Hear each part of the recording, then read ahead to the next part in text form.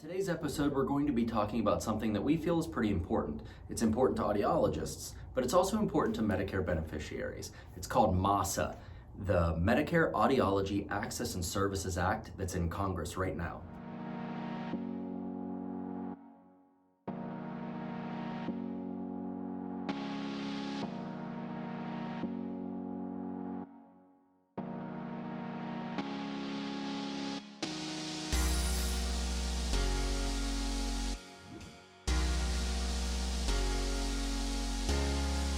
Hey, I'm Dr. Michael Squires. And I'm Dr. Carly Squires. And this is Dr. Squires Squared. This is a channel where we have candid and casual conversations about anything and everything audiology. And if you don't know what we're talking about, then make sure to like and subscribe. Stick around. We're going to tell you everything we know about it. All right, so like Michael said, today we're talking about the Medicare Audiology Access and Services Act, which from here on out in this podcast episode, we're going to just say MASA. So we're going to talk about what that means, why it's important. We'll kind of go through some details. But before we get there, let's back up and so that we can kind of paint the picture about why this is important or how this may impact you and how it impacts our practice. Right. So if you think about being a patient anywhere, if you have something that you want to get done, you just want to pick up the phone and schedule an appointment. Mm-hmm. We have patients who have sudden hearing losses where it's urgent and they want to get in very quickly. Or we have patients, we have a balance clinic, a dizziness clinic. We have patients who have a very urgent issue that we need to get tested and treated, but we're waiting on a referral. Yeah.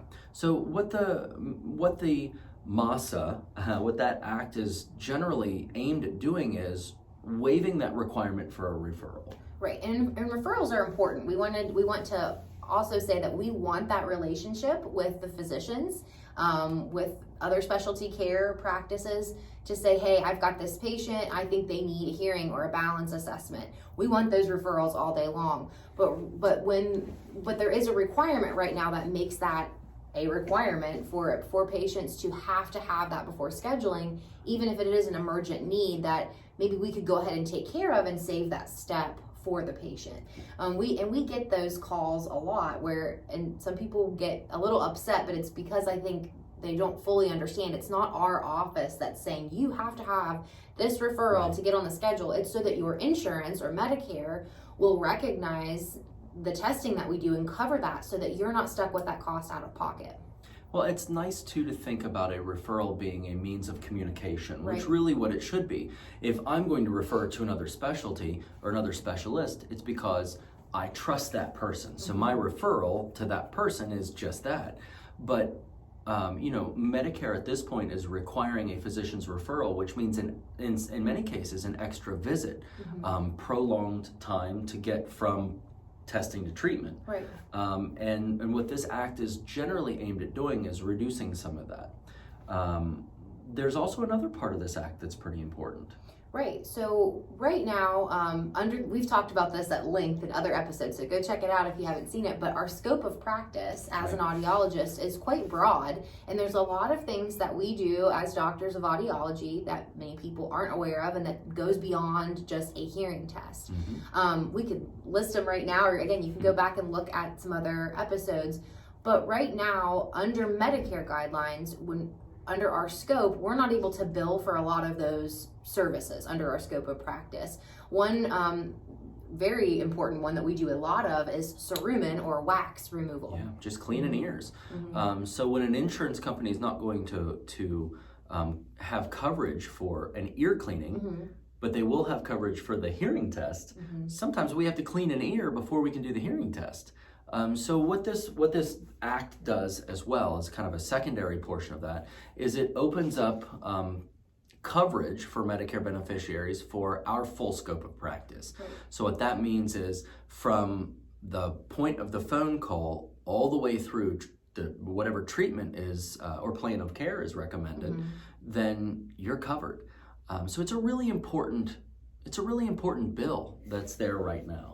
Absolutely. So, yeah, for wax removal, that's an important one. And the other big one's oral rehab or auditory rehabilitation or basically treatment or therapies, services that we can use to help that patient when they have hearing loss. So we can't necessarily bill for that right now. Yeah, we have talked about oral rehab in the past. We're probably going to do, as this progresses, we'll probably do an entire episode on it. But the importance of that is, when you seek treatment, when you have a knee replacement surgery or something like that, there's always a therapy that follows that to make sure that we can get back to a functional lifestyle.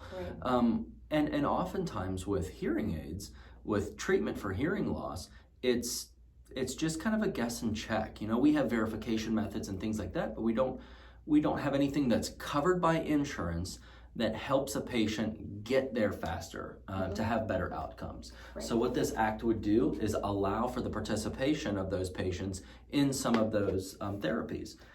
All good stuff. Yeah. All good stuff. Right now, essentially what's happening is in our office, if a patient comes in, everyone's paying out of pocket. So we can't bill cerumen removal, wax removal, or oral rehab services, things like that, to your insurance. So they do fall back on the patient. That's why it's important for the patient too, because these are covered services that you could have covered, maybe should have covered.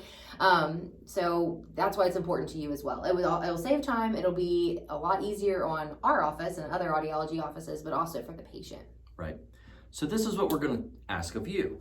If you feel that this is an important thing for you or one of your loved ones or friends, talk to them about it. Look it up. Read through that act. It's very short. It's easy to read. There's a lot of information about it online. It's the Medicare Audiology Access Services Act, MASA, M-A-A-S-A. But have that conversation and then get a hold of your representatives and ask them to support it. We, of course, are supporting it, but my parents are on Medicare. My grandparents are on Medicare. A lot of our patients are on Medicare. That insurance is important for a whole lot of people. The issue that we've had in our industry is one of two things. Hearing aids are not covered, but even more than that is services leading up to hearing aids are not covered. So what that ends up doing is steering people who are in need of these services and are in need of these treatment options away from pursuing them, because not only do they lead up to something that they feel already is expensive, the services leading up to and the aftercare are expensive as well because they're out of pocket and not covered by the Medicare plan. So to put a nice big bow on this whole thing, the MASA Act is really important.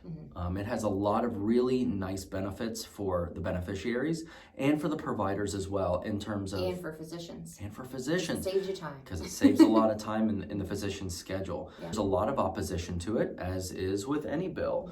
Everybody's kind of fighting for what they feel is best. If you, like we do, feel that this is an important act for you or for a loved one, we encourage you to reach out to us at info@hearwv.com. Give us a call, 304-428-2403. Leave us a message, direct message us here, and we can help you get a hold of your representatives so that you can then open that conversation and show support for it like we have. Absolutely. We recommend being knowledgeable about this and investing in your own health care. And a big part of that and the healthcare for everyone coming after for everyone coming after you is investigating these types of bills and making sure that we're representing them the best way we can. Until next time, guys. Thank you. See ya.